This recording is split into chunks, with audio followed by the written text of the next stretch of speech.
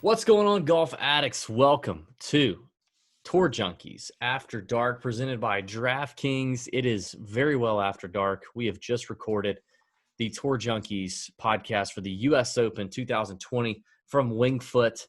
We have adult beverages in hand. We've been going at it, and now it's way past our bedtime. But we're here to talk DraftKings. We're going to disagree on a couple players, a couple names that just came up in the podcast for us, some fresh wounds, and then we're going to get into some outright picks for DK Sportsbook that you need to be aware of for the U.S. Open at Winged Foot. David Barnett here, host of the Tour Junkies podcast. Pat Perry, also host of the Tour Junkies podcast. How you doing, buddy? I'm doing good. I am actually got a little different vino tonight, even though it's white wine. I'm going with a little Chardonnay, or as some might say, Chardonnay in bad situations. But anyway, there you go. I say that in every situation with Chardonnay. Chardonnay. You know what I mean? Mm-hmm. All right. That's funny. That was funny, DB. Talk to us about Winged Foot, Pat. Tell us what we need to know. Now, there's plenty of information about Winged Foot all over the place. Yeah. Break it down to us very simply. What do we need to know about the golf course? I'm going to do this really quick, but we are at the 120th U.S. Open Championship at Winged Foot Golf Club. This is the West course. If you're doing your research, they have an East and a West course. It is a par 70. It is playing almost 7,500 yards. There are 144 players in the field this week, minus Scotty Scheffler, who tested positive for COVID and will not be here. And I love freaking Scotty Scheffler this week, so that pisses me off. Sucks for Scotty. Anyway, T's and P's. If anything about the field and the format and everything you need to know, the one thing you need to know is that the top 60 in ties make the cut this week. Big deal.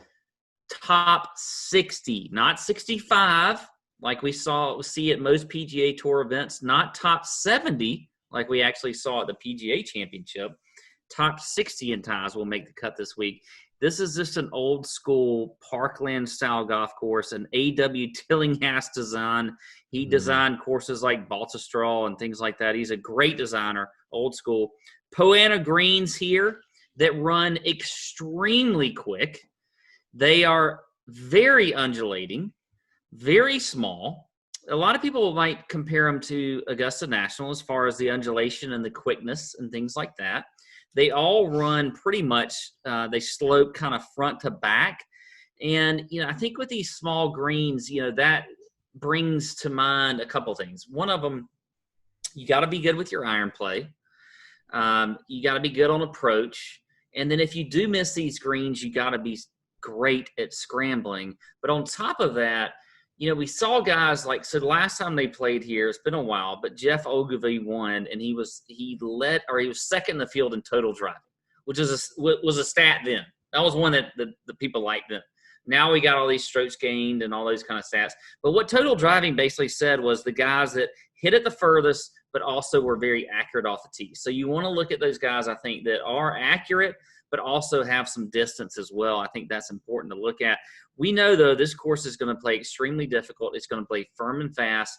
You're going to want guys that are, mentally tough, that don't just, fly off the handle like a Sergio or somebody or a Bryson DeChambeau, and that they freak out if something wrong happens. You want guys that have that sort of calm, par making. They strategically, play these courses well. So that's something I'm looking at also. But yeah, it's going to be a tough test this week. Over par could possibly win the tournament. I mean, depending on what the weather looks like and how firm and fast it is, we'll see. But as far as stats, I'm definitely looking at form. I'm looking at bogey avoidance. You don't want to have those guys that are having bogeys and doubles and all that kind of stuff. Looking at driving accuracy, some distance involved, and then strokes gained, approach, and scrambling. So there you go. That is the course breakdown, DB. Yeah, there's going to be plenty of information about how the rough is so gnarly here. We've talked to a caddy today who walked the golf course, said, yeah, rough is nasty. Greens are very bouncy is what he says, very bumpy. I think that's going to neutralize your putters. I don't think that you need to really weight putting too heavily. Obviously, it is POA putting, so if you want to look at it, you can look at guys who are going to putt well on POA, but I don't think you need to weight that too heavily. This is about hitting it in the fairway, controlling your irons, controlling your distance into these greens, and when you miss, and because this course is setting up to play so tough, people are going to miss greens. You got to be able to get up and down. So I definitely think strokes gained around the green is a big deal. I think you got to be in form here. Really tough to control your irons and hit fairways if you're not already playing well. And we've seen that through the past few years, actually a lot of years, your top 30 in the world golf ranking tend to win here at the U.S. Open. So you got to have somebody in form, somebody who's hot, patience, not too aggressive, grinder types like Pat mentioned, for sure. So let's get into this, Pat. Let's talk about some names that we disagreed with that came up on the podcast. Tell me someone that I either faded, that you disagree with, or I chose to play that you disagreed with on tonight's podcast that we just recorded. All right. Well, I'm going to start with, and we had a ton of agreement on the podcast. There was a lot of agreement. It was weird. More agreement than I've almost ever seen. I mean, we even named like the entire category, and we all had the same. Yeah. But a guy that you always just play is HIDEKI Matsuyama. He's at 9,000 this week. I don't mind the price. I can't say that I'm hating on that price. But I just don't understand the HIDEKI play. I know he's a good scrambler. He is terrible as far as driving accuracy. I mean, he is 130th in the field in driving accuracy. He's got distance. He's okay relative to price on approach and ball striking and stuff, but it's like barely top 50 in the field. Like, I don't get HIDEKI. I don't get the play there unless it's just ownership. Like, maybe that's the only thing. But do you think the ownership is going to be there where he's going to be that enticing for? Well, I mean, I think his ownership's going to – I don't know what his ownership's going to be. We're recording this a little early this week on a Sunday night as opposed to Monday night. We'll see how it all shakes out. I think it could be a decent little bit of ownership on HIDEKI. I don't think it's going to be like chalk, but I think he could be 12 to 15% owned. Which, whatever. With 150 players and top 60 in ties making the cut, if you get 6 of 6 through, no matter how chalky they are, you're probably going to do pretty good, because I think 6 of 6 is going to be tough to come by this week.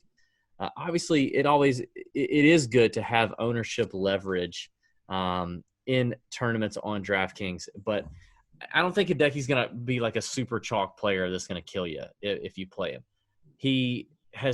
His form has been very solid lately. Okay, look at a couple of tough golf courses he's played lately. Olympia Fields for the BMW, where he finished 3rd.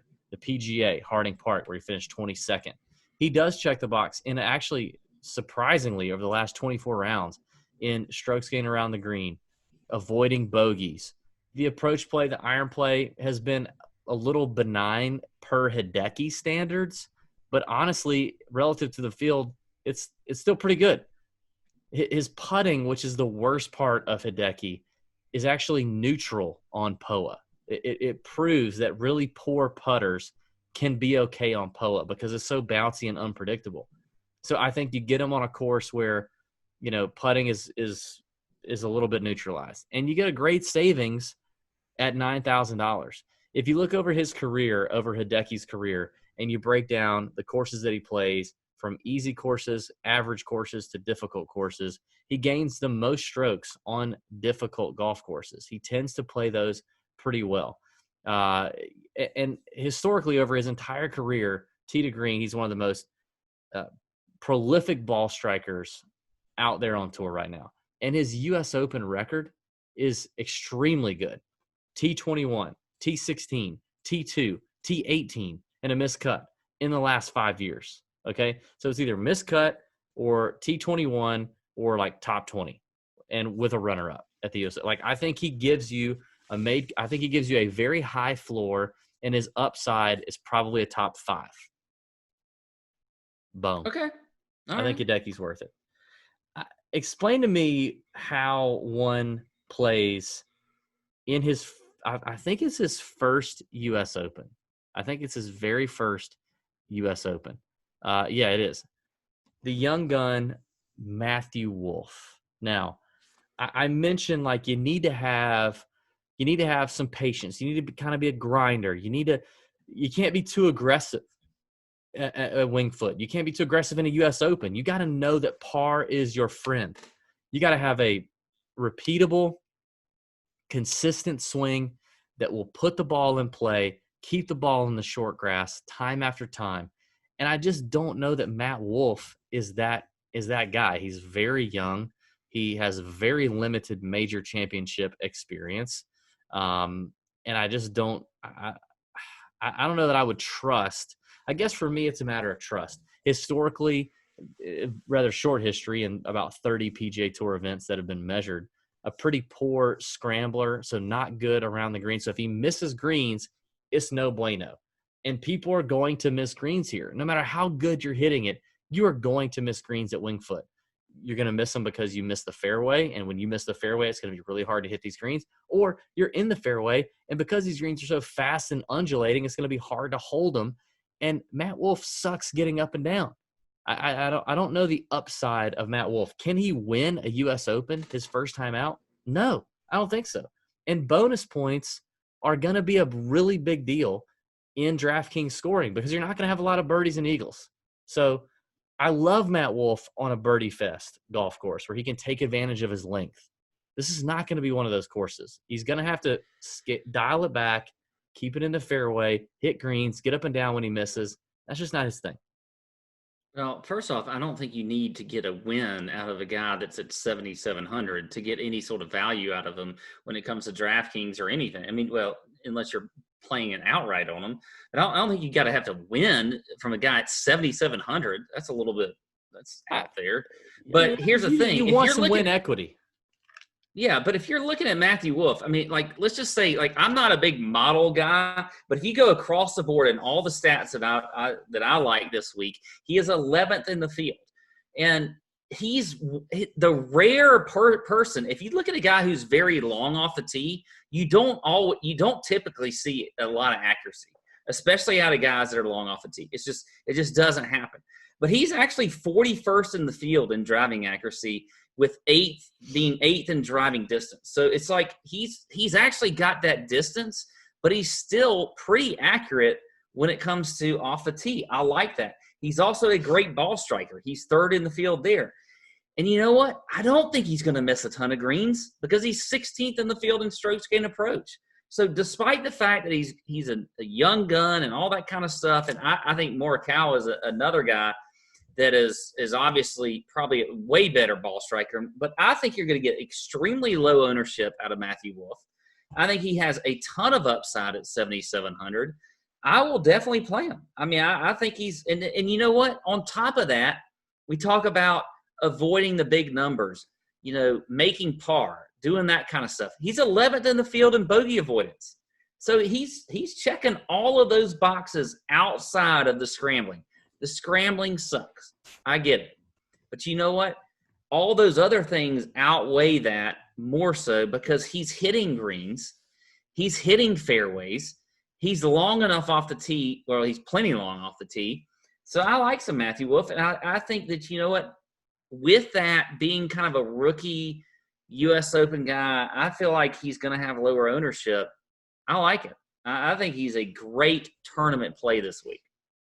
It'll be interesting to see. I'm looking historically at Matt Wolff and his earlier in his career, not very accurate off the tee. It does seem that since the restart, he's been more accurate. His fairways gained numbers are definitely way more positive since the restart than prior, and pretty consistent since the restart. So I'll give you that. Over the last 24 rounds, I could see how he would check that box. But historically not very accurate. And you would think with that swing, not very repeatable or accurate under pressure when the fairway's tight, knowing that if you hit it in the rough, you're going to be screwed. But we shall see. Let's talk DK Sportsbook and get out of here, Pat. There's a number of guys here. Now, listen, when you approach the outright betting market this week, you got to know it's the U.S. Open. It's not the Safeway where Stewart Cink wins at like 300 to 1, okay? this is where, like I mentioned at the top of the show, a lot of winners over the last 5, 6, 7, 10 years have come. Most of them have come from the top 30 in the world, which means they're going to be shorter odds, shorter numbers. The cream is going to rise to the top when par is your friend. When this is not a birdie fest, when this is not a who can get really hot for 1 week kind of golf tournament. So as a result, I think we're going to have to kind of stay in that shorter mid-tier range. Pat, where are you going to start on DK Sportsbook? What's the shortest number you're gonna tinker with here on DK Sportsbook? I think the shortest number for me is Webb Simpson at 20 to 1. I think that's a guy that I like as far as DK Sportsbook is concerned. I mean, he's got a ton of U.S. Open experience. He's obviously won a U.S. Open before. We talk about like not only the stats, but also having that mentality during the whole entire week. It is a grind. And I think he's a guy that can just, withstand that grind. He's got a great caddy, very experienced caddy, and he's been playing extremely well. So I think at 20 to 1, that's probably the shortest guy I'm going to go.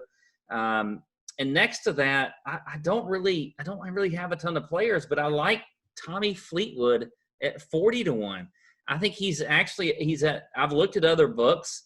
He's at a better number on DraftKings Sportsbook than anywhere else.